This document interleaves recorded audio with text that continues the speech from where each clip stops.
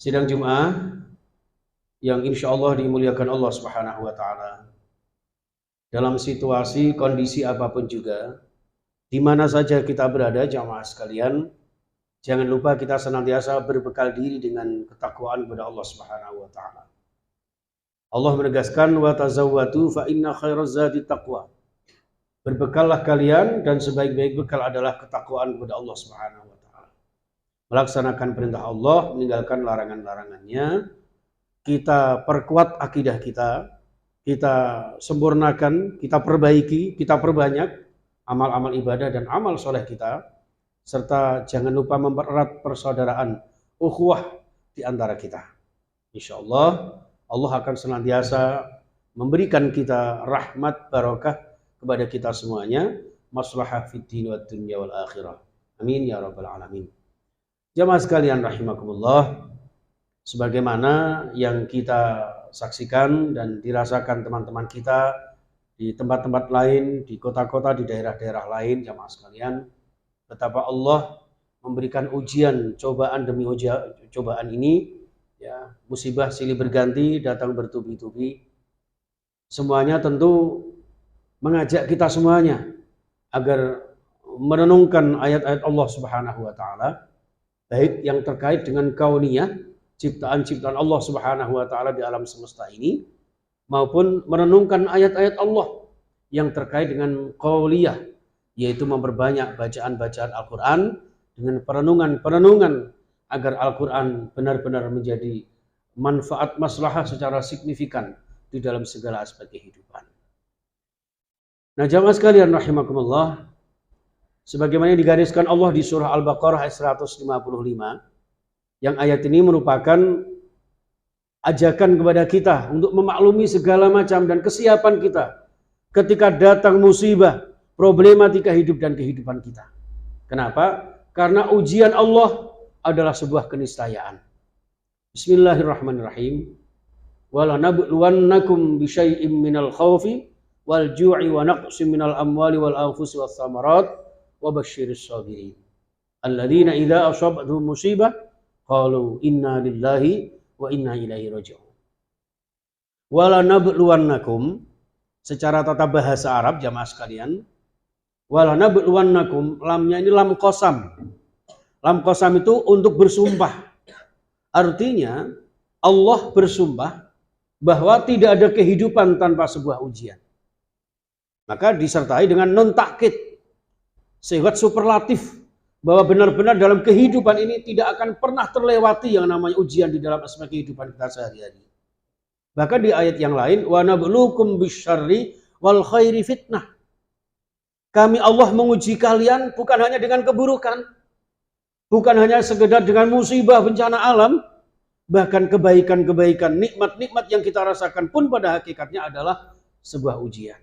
Aashkuru am akfur, apakah kita pandai bersyukur atau sebaliknya justru kita kufur?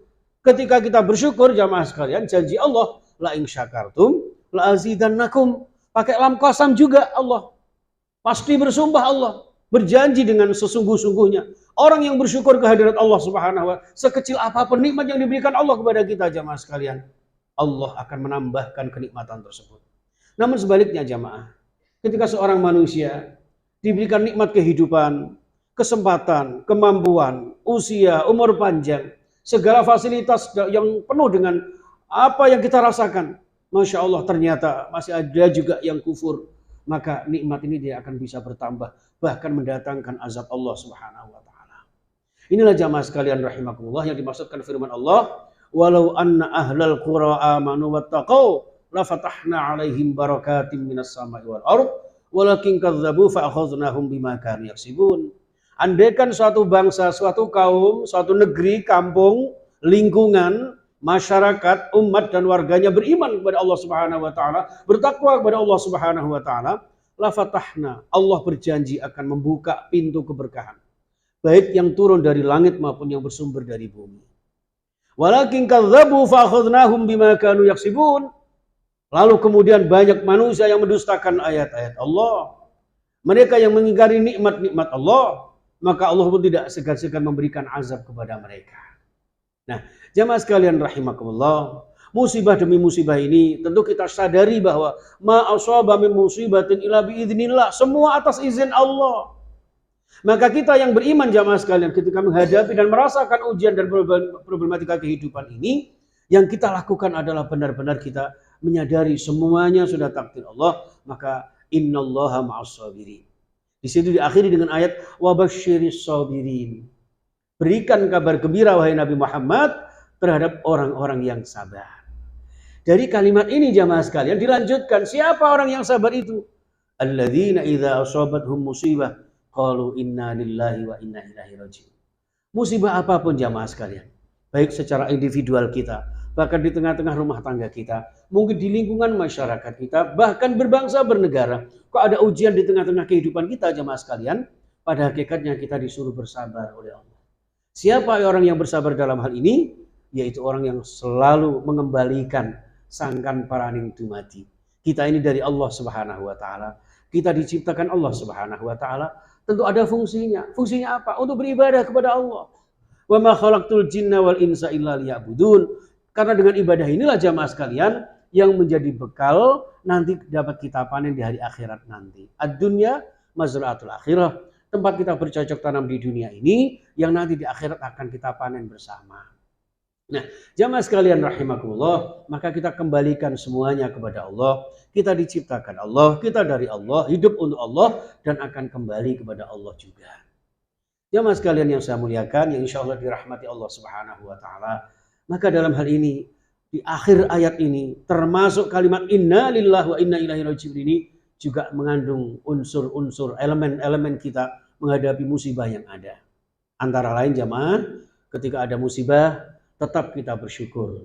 Kenapa? Karena dengan bersyukur itulah nikmat yang diberikan Allah akan muncul kepada kita. Kadang-kadang kita belum bisa merasakan nikmat kalau belum diuji oleh Allah.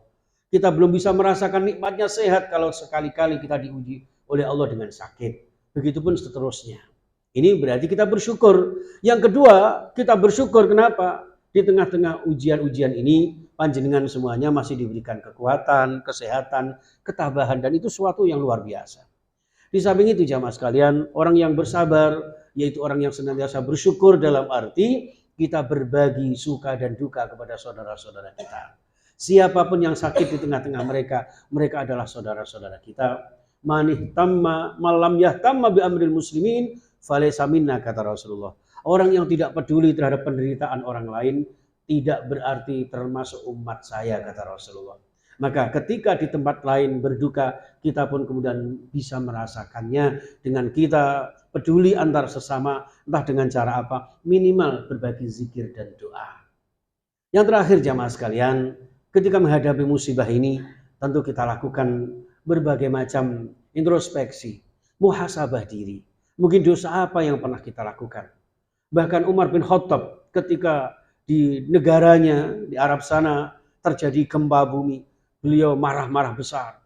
Maksiat apa yang kalian lakukan sehingga Allah murka dengan adanya gempa bumi seperti ini? Terlepas dari sunnatullah, terlepas dari hukum alam, jemaah sekalian, ini tidak jauh dan tidak dekat adalah merupakan sebab akibat dari perbuatan kita. Likulli syai'in sababun. Segala sesuatu tentu ada sebab akibat, hukum kausalitas. Maka bisa jadi dalam konteks bermuhasabah ini jamaah sekalian, anggap saja Allah memperingatkan kepada kita. Memperingati kepada kita, memberikan peringatan kepada kita. Barangkali ada khilaf salah noda yang pernah kita lakukan dalam hidup ini, agar kita kemudian memperbaiki diri. Barangkali ibadah kita kurang maksimal, doa kita kurang optimal, maka kita maksimalkan jamaah sekalian. Disinilah jamaah sekalian kemudian kita menyadari betul bahwa orang yang bermuhasabah dengan adanya musibah akan semakin dapat merasakan betapa sayangnya Allah kepada kita. Sebagaimana hadis Rasulullah, ya Allah, innallaha idza ahabba abdahu ibtalahu. Jadi Allah itu kalau sayang kepada hambanya, salah satu indikasinya adalah diujinya. Ketika diuji kok sabar tabah, berarti akan semakin dekat dengan Allah. Maka innallaha ma'as sabirin, dibersamai Allah. Bukan sekedar Allah di depannya, tapi bersama dengan Allah. Kenapa? Karena kesabarannya itu begitu sayangnya Allah kepada hambanya yang telah diujinya itu. Maka ujian demi ujian ini belum seberapa jamaah ketika dibandingkan dengan para nabi terdahulu. Nabiullah Ibrahim alaihissalam diuji, disuruh menyembelih anaknya. Toh pada akhirnya tidak disembelih. Jadi ujian itu sebenarnya hanya ngetes keimanan kita. Sudahkah iman kita ini benar-benar iman yang sesungguhnya atau kamuflase saja?